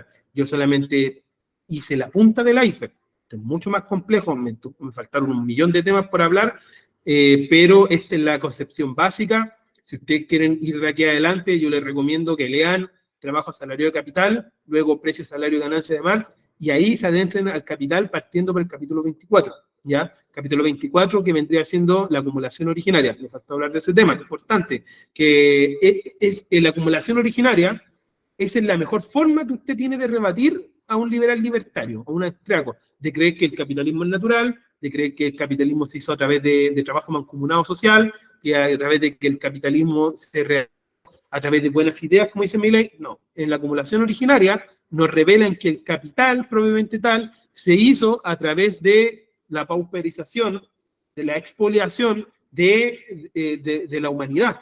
O sea, con determinadas leyes, hay una ley muy clara en la época victoriana de Gran Bretaña, donde a las personas que no trabajaban, ojo, que no trabajaban, porque se supone que tú en el capitalismo eres libre de trabajar o morirte de hambre. Bueno, había personas que no querían trabajar, y a esas personas la corona británica les cortaba una oreja, para que toda la gente viera que no estaban trabajando. Y luego, si volvían a hacer lo mismo, se les ahorcaba públicamente. Entonces, el capital, propiamente tal, que nace en este modo social de producción, nace en el siglo XIV al norte de Italia, luego va hacia Países Bajos, Holanda, y se acentúa con mayor fuerza en Inglaterra en el siglo XV-XVI. El capital se da por unas dinámicas de explotación, de expoliación, de quitar de los cotos de caza, de quitarle la tierra a las personas, de la migración masiva del campo a la ciudad, y a través de leyes draconianas como la que yo describía, el capital se funda a través del Estado. No se puede concebir un capital sin un Estado opresor en ese momento que acompañe a ese capital para con determinadas leyes ir entregándole la propiedad a los capitalistas, ¿ya? Porque el capital también es revolucionario, el capitalismo y la burguesía también es revolucionaria, lo dice Marx en el Manifiesto Comunista, porque viene a subyugar el modo anterior de producción y a superar el feudalismo, pero lo hace con una forma salvaje, terrible. Bueno, les recomiendo ahí que vayan al capítulo 24 del tomo 1 en la acumulación originaria. Y para cerrar, tengo esa sección, tengo dos preguntas más. Dice, entonces, ¿qué le otorga el valor al dinero? Ya que 1.000 pesos de hoy no tiene el mismo valor que los 80. Bueno, eso es lo especulativo del dinero. Lo especulativo, porque el dinero representa mercancías, ¿cierto? Y como nosotros no somos productores de mercancía, a las finales somos dependientes de lo que vendría siendo los mercados externos. Por eso, en representación de mercancías, como nosotros no producimos acá, lo que compraba 1.000 pesos el día de hoy, el día de ayer, no los compra el día de hoy, por el encarecimiento, por la devaluación del peso, por un sinfín de cosas y de propiedades que se le va otorgando al no ser productivo, ¿ya? Dice, sin la plusvalía del obrero, ¿cuál sería la ganancia del capitalista? Bueno, ese es el meollo del asunto, compadre. Ese es el gran meollo del asunto. Ese es lo más importante. Es nada, nada, nada le entregaría ganancia al capitalista, porque la pregunta que hay que hacerse es, ¿por qué debería existir un capitalista? ¿Cuál es la función del capitalista? Si nosotros nos preguntamos qué hace a Luxic tan productivo para ganar 1.000 pesos, perdón, 1.000.000 millones al día como utilidad. Luxic es tan productivo que genera todo ese valor, es tan bueno para la pega, que trabaja 24 horas y genera esa cantidad de valor, esa cantidad de mercancía. No, no lo hace. Entonces, el capitalista tiende a preservarse en una sociedad de modo de producción capitalista a través del poderío que tiene, a través de la coerción, a través del Estado, a través de la acumulación originaria, pero no tiene razón de existencia, porque la producción humana siempre ha sido social. La producción humana nunca ha sido individual, nunca en la historia de la humanidad, desde que somos humanos, desde que nos bajamos del árbol y desde que asignamos trabajos, como uno que cuide, uno que vaya a cazar, uno que recolecte, etcétera, siempre el trabajo ha sido social y la producción ha sido social, ¿ya? Entonces el capital transgrede esa razón histórica de que el trabajo sea social y la ganancia sea social, ¿ya? Porque si tú quitas al capitalista de la ecuación, la producción sigue tal cual, sigue tal cual.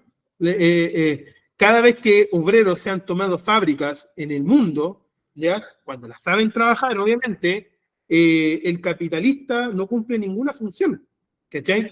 Hay un montón de cooperativas en el mundo, las cooperativas de Mondragón, por ejemplo, las cooperativas agrarias de Vietnam, Huawei, que es una cooperativa, que funcionan sin un capitalista, ¿cachai? Y el producto social, o sea, la ganancia, luego de los descuentos obvios, los costos, etcétera, la ganancia íntegra de la utilidad, o sea, la extracción del plusvalor, se vuelve a repartir entre los trabajadores, por ende no existe extracción de plusvalor. Entonces, si tú quitas al capitalista de cualquier ecuación, la producción sigue tal cual, porque las producciones son sociales. ¿Cachai? Lo único que hizo el capitalista en su momento histórico fue, a través del poderío de sangre, plata, dinero, etcétera, fue encerrar una producción que era social en pocas manos, ¿cachai? Pero no tiene una razón de ser, de existencia. Por eso el capital también, siendo eficiente, más eficiente que el feudalismo, es menos eficiente que un modo de producción que lo tiende a superar, porque encuentra ahí sus barreras, ¿ya? Ya, creo que no hay más preguntas sobre el valor y sobre la economía política. Si hay más preguntas, por favor, levanten la mano, que sea hablada.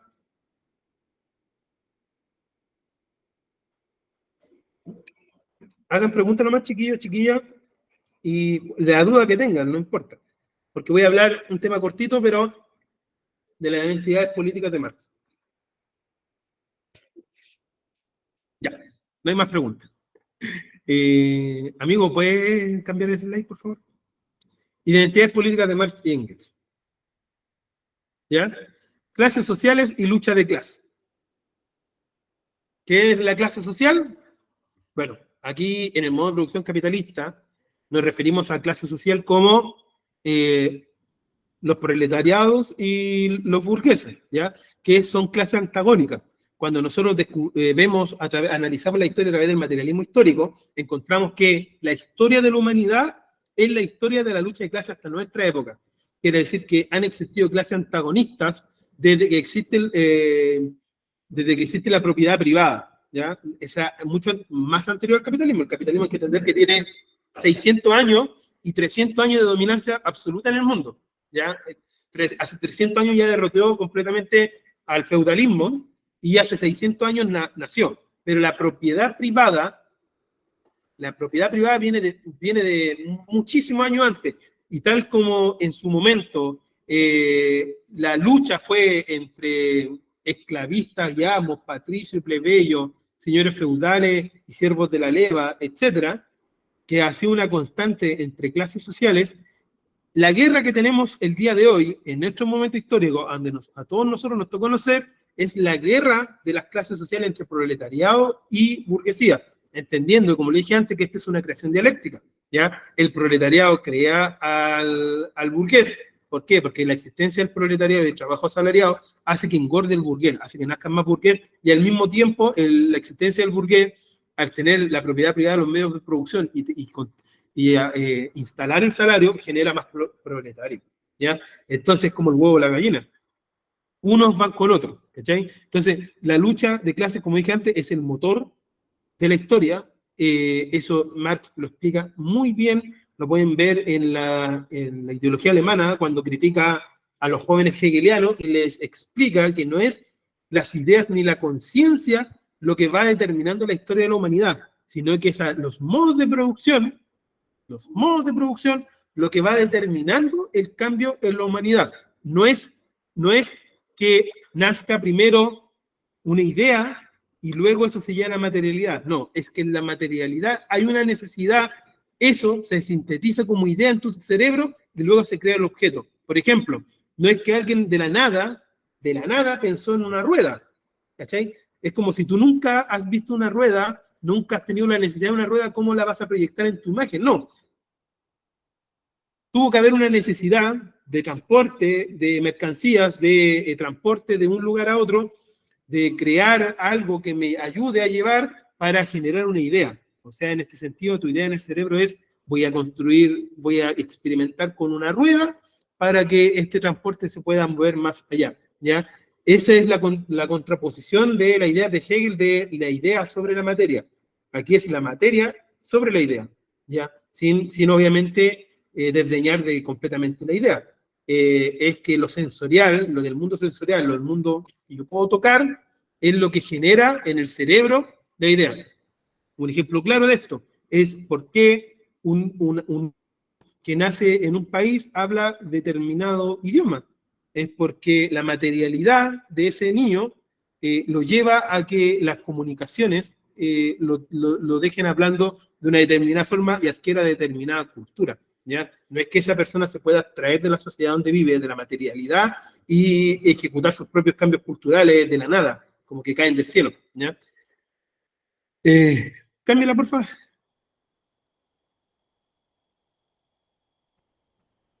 Dice, en los principios del comunismo. En el principio del comunismo, este es un texto elaborado por Engels, gracias, justo, por Engels en 1847, si no me falla la memoria, y que es un encargo de la Liga de los Justos. La Liga de los Justos era un conglomerado de personas en la época de cuando estaba levantándose el socialismo, en la época de mayor convulsión en Francia y en Europa, por la posterior a la guerra napoleónica, etcétera. Y la Liga de los Justos le encarga a Engels escribir un texto que englobe lo que vendría siendo sus concepciones del mundo y qué es lo que ellos iban a proponer. Entonces Engels crea este texto que es un pregunta y respuesta muy corto, que se llama Principios del Comunismo. Este texto es lo mismo que el Manifiesto Comunista. La diferencia es que en el Manifiesto Comunista Marx se mete, y Marx, como en esa época era fanático del Fausto, de Shakespeare y de la poesía, etcétera, le da un tinte ya con mejor letra, con mejor escritura, y no es solamente una pregunta y respuesta, sino que cuenta una historia. Por eso Marx, sacándolo del Fausto, inicia con un fantasma recorre Europa, es el fantasma del comunismo. ¿Ya? Le da un tono poético. Pero es lo mismo. Y acá, en este texto, en Principio del Comunismo y en el Manifiesto Comunista, podemos ir viendo cuál es el pensamiento político de Marx y Engels. El pensamiento político ya hay que separarlo del ideario o del pensamiento final. Un ejemplo, todos tenemos un pensamiento ideal que se debe cumplir, no sé, ¿qué hacer con la burguesía? Hay personas que van a pensar X cosas, hay personas que van a pensar Y cosas, pero en su planteamiento político del día a día, eso no va a estar ahí puesto, ¿cachai? Porque es contraproducente. No vaya a decir, mira, yo quiero que a los capitalistas se le haga esto, esto, esto, y de la peor forma. No, como pensamiento político, como planteamiento político, nosotros vamos a tender a superar, comillas, por la buena, el capital sin ser tan catastrófico. Entonces, Marx y Engels sí eran radicales en su pensamiento político, como a superar el capital, terminar con el trabajo asalariado, en su momento terminar con el Estado a través de la extinción del Estado. Importante esto. Hay una diferencia entre abolición del Estado y extinción del Estado. ¿Ya? Los anarquistas van por la abolición del Estado, los marxistas van por la extinción del Estado. ¿Cuál es la diferencia? Que la abolición del Estado se da de una manera artificial. O sea, yo obro para que el Estado lo explote y se acabe el Estado. ¿Ya? Es una forma. Yo voy a abolir el Estado. En cambio, la extinción del Estado se da por un desuso del Estado, por dejar de cumplir sus funciones, por dejar de ser un aparato de opresión de una clase sobre otra. Entonces el Estado, al no tener más funciones dentro de una sociedad socialista, se extingue. Y al extinguirse, ya los últimos resabios de división de clase, de lucha de clase, se terminan. ¿Ya? Entonces, aquí podemos ver que Marx, en el Manifiesto Comunista, parte diciendo que el capitalismo ha construido los más grandes avances de la humanidad hasta nuestra época. Eso es una verdad absoluta. Ha elegido los más grandes templos, las mejores culturas, etc. ¿Cachai? Entonces Marx parte con un reconocimiento del capitalismo, entendiendo que el capitalismo es mucho mejor sistema que el modo de producción anterior. Bueno, ahora, eso no quita la crítica al capitalismo. Y lo interesante de esto es que Engels, por ejemplo, en la respuesta 17 que da, que si podremos superar de golpe la sociedad capitalista, Engels dice claramente, ya en 1847, que no, que la sociedad capitalista no se derriba de golpe, que la sociedad capitalista está tan arraigada, tiene tantas raíces, está tan bien, y más ahora en nuestra época, está tan bien aceitada, que es muy difícil que una revolución proletaria derribe el capitalismo de un golpe. Y no, al capitalismo hay que ir superándolo de a poco, en etapa, como se podría decir. Yo sé que a muchos les molesta esto del gradualismo, del etapismo, etcétera, pero ya en ese momento histórico, insisto, en ese momento histórico donde un capitalismo estaba recién constituyéndose como la fuerza hegemónica, imagínense nuestro momento donde nuestro momento ni siquiera el capitalismo es la principal fuerza hegemónica, sino que tiene otra faceta más, que es el neoliberalismo.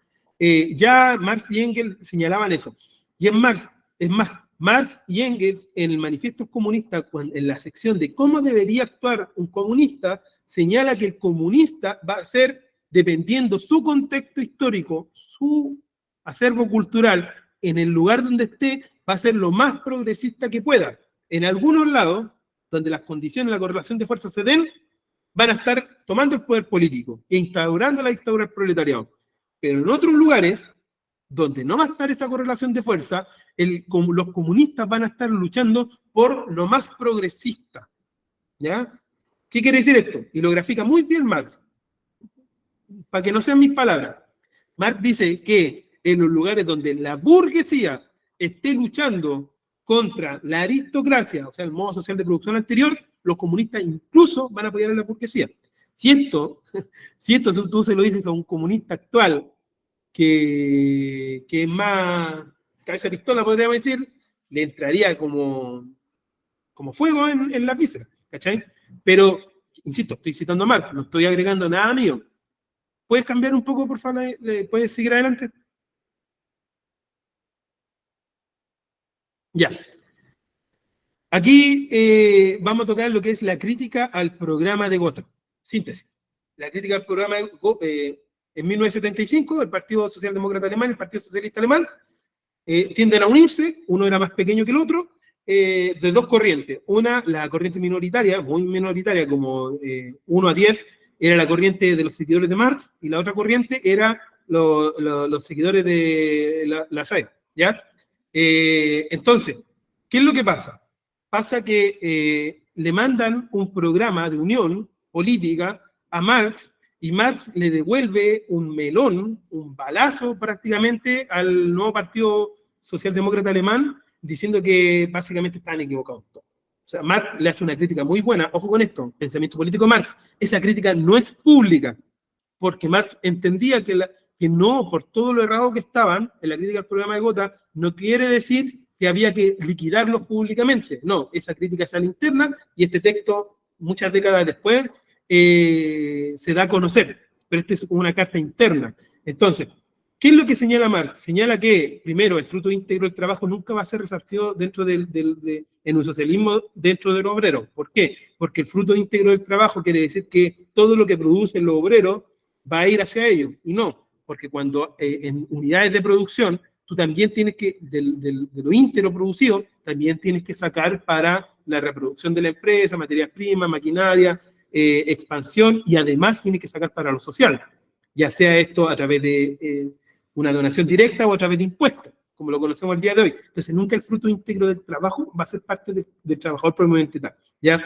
Bueno, y hay un sinfín de cosas. El punto es que en el pensamiento político de Marx, aquí, lo que deriva es algo fascinante, que es que en el socialismo o en la etapa superior del capitalismo, Marx le llama en ese momento, tiene tres nombres: socialismo, dictadura del proletariado o parte baja del comunismo. Cualquiera de los tres es exactamente lo mismo, ¿ya? Para que no generemos tanta confusión. Que en el socialismo, incluso ahí, cuando la sociedad esté naciendo, se esté gestando de la sociedad capitalista, que Marx le denomina como un parto doloroso, donde tiene que ver la luz, incluso ahí, con los acervos culturales que todavía se tiene la gente del capitalismo, el derecho burgués va a seguir proliferando en una sociedad socialista.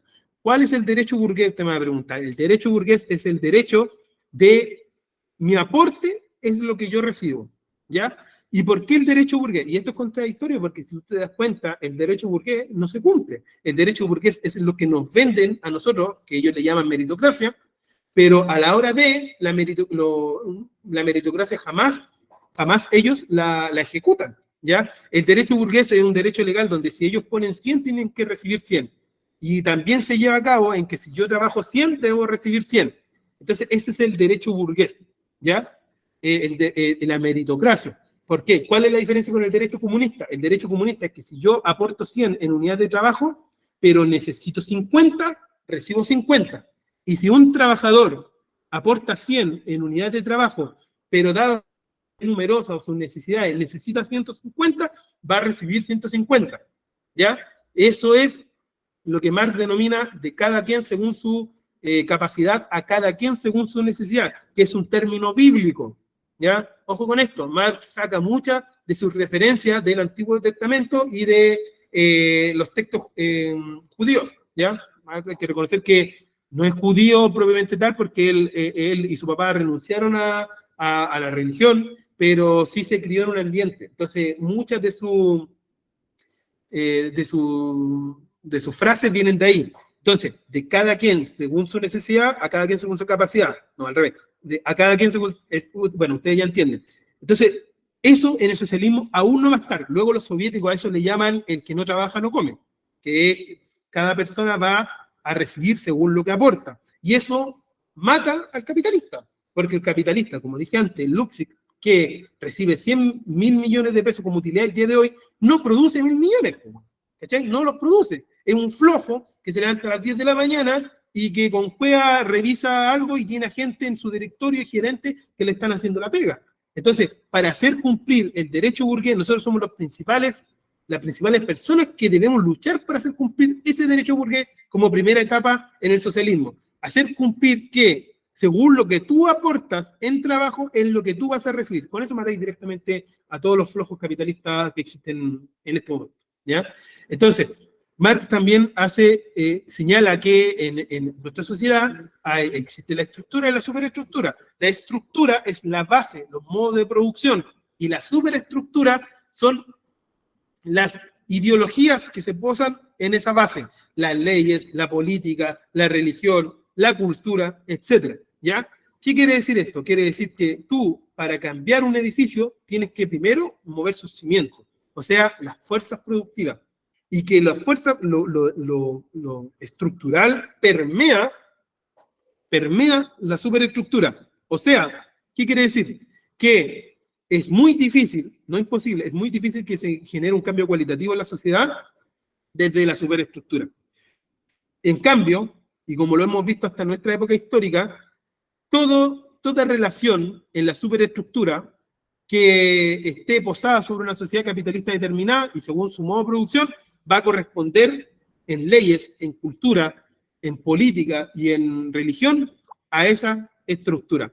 Ejemplo, nosotros vivimos en una estructura capitalista de las más perversas de todas, que es el neoliberalismo. Nuestra superestructura, nuestras leyes, por ejemplo, nuestro Congreso, nuestra ideología tremendamente neoliberal, individualista y consumista, etcétera, y nuestra cultura responde a esa matriz estructural que vendría siendo el neoliberalismo, ¿cachai? No se separan, van completamente unidas. Por eso, y aquí hay una crítica desde el marxismo a ciertas luchas que tratan de dar la lucha en los valores superestructurales, o sea, que quieren cambiar, quieren hacer los cambios de la matriz capitalista a través de la cultura, y eso es muy complejo, es muy difícil, diría que es casi imposible porque se tiene que tocar la estructura. Hay que recordar que el capitalismo ha adoptado diferentes fases de la superestructura, hay que ver no solamente en Estados Unidos, en Canadá, que son países que han adoptado ciertos valores culturales de la izquierda, más no así han cambiado su estructura de modelo de producción. ¿Ya? Dale al siguiente slide, por favor, para ir terminando, porque ya se me cansó la boca. El discurso en el Congreso de La Haya. Voy a tocar 2 puntos acá, muy cortitos. La primera internacional y el discurso de Marx en La Haya. La primera internacional de trabajadores, que en realidad de trabajadores tenía bien poco, ahí se dio uno de los conatos más impresionantes, una de las mejores batallas de anime que se ha dado en la historia de las revoluciones, que es la batalla entre Marx y Bakunin, ¿cierto? Bueno, Marx cometió unos chanchullos bien importantes, como por ejemplo cambiar el local de votación de Europa a Estados Unidos para que los anarquistas no ganasen, porque los anarquistas tenían más votos, y Marx con Engels los maquinearon. ¿Y por qué se da esta pelea? Aquí que quiero llegar con el pensamiento político de Marx. Se da esta pelea porque los anarquistas, dada su concepción de purismo ideológico que han tenido históricamente, los anarquistas en la primera internacional querían que la primera internacional se declarara como atea, se declarara como fuera de toda religión y que los obreros que integraran la primera internacional fueran ateos. ¿Ya? Esa era la concepción que ellos tenían en ese momento, porque la religión para ellos, bueno, Bakunin venía de la cultura de la ortodoxia rusa, la concepción que tenían ellos es que, bueno, la religión estaba mancomunada con el capital, estaba mancomunada con la aristocracia en ese momento, que siempre ha servido como punta de lanza para conquistar, hay que recordar lo que pasó acá a través de la religión de los pueblos originarios, y por esa razón ellos querían eliminar la religión como una concepción filosófica e ideológica de los trabajadores. Entonces Marx y Engels se opusieron a eso porque encontraban que esa política era separatista, porque encontraban que muchos trabajadores analfabetos y trabajadores que tenían sus valores religiosos no iban a aceptar esa ley dentro de la primera internacional y lo que iba a hacer iba a separar las unidades de trabajadores en vez de unirlas. ¿Ya? Marx y Engels entendían que no se puede atacar los valores culturales de las personas, ojo con esto, que nos pasa tanto en la época moderna, no se puede atacar los valores culturales de las personas sin un cambio estructural en la vida de esas personas, porque lo más probable es que esas personas se atrincheren y se terminen yendo, porque tú no hiciste un cambio en la estructura, solamente atacaste sus valores culturales. ¿Ya? Entonces, de ahí comienza una de las batallas más encarnizadas hasta nuestra época entre marxistas y anarquistas, en que los anarquistas, insisto, daban su purismo ideológico, no concibían que los obreros en ese momento tuvieran una determinada religión. Y Marx y Engels, no por ser religiosos, Marx y Engels por el entendimiento de que no se puede dividir y atomizar a la clase trabajadora por valores culturales determinados. ¿Ya? Y por último, en el discurso de La Haya, es muy corto, si lo pueden buscar, muy cortito, Marx señala, La Haya en Países Bajos, señala que cada lugar en el mundo va a tener su determinado proceso revolucionario, dependiendo su contexto histórico, ¿ya? Y esto quiero que lo tomen con pinza, porque a nosotros siempre se nos ha dicho como marxistas que todas las revoluciones tienen que ser por la vía violenta, por ejemplo, que tiene que haber una toma del poder político, bla, bla, bla.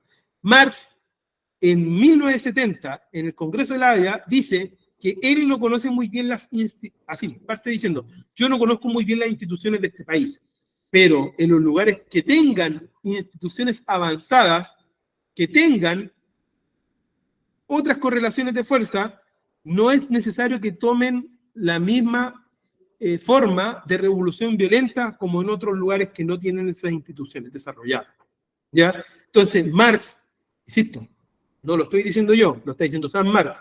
Vayan, googleen ahora discurso del Congreso de La Haya y léanlo usted mismo, son 3 párrafos. Marx señala que no todas las revoluciones deben tomar la misma característica en torno a cómo se deben ejecutar, sino que deben responder a sus contextos históricos, sociológicos, culturales, religiosos, etcétera, ¿ya?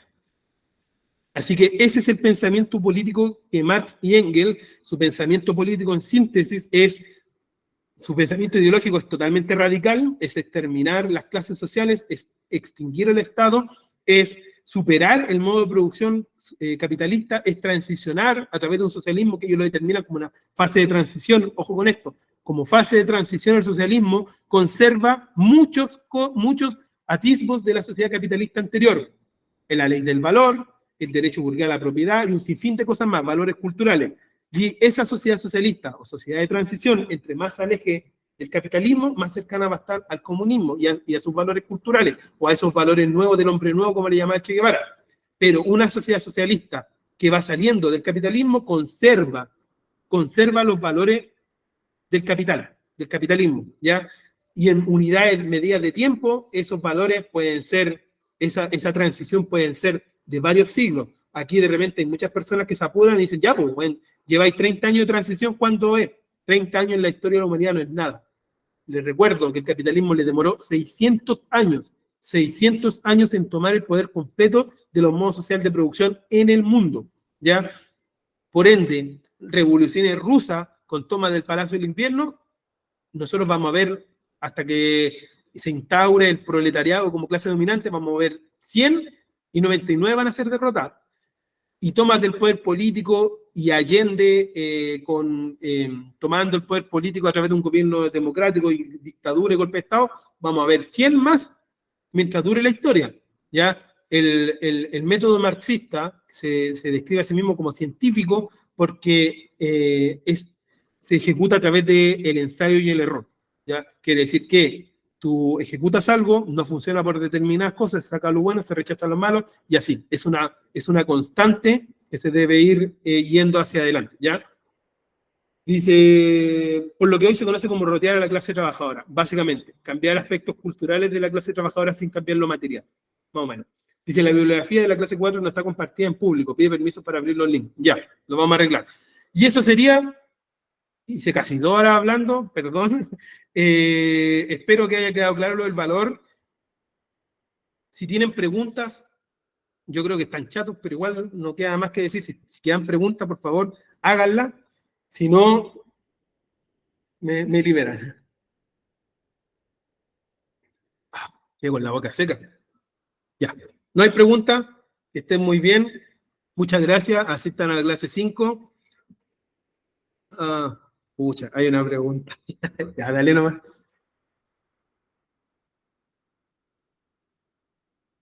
Levantar la mano, ¿no? ¿No? ¿No? Ya. Tenemos una sorpresa para la clase, para la otra clase que viene, para la clase venidera tenemos un invitado muy bueno, así que se vienen cositas, así que ya.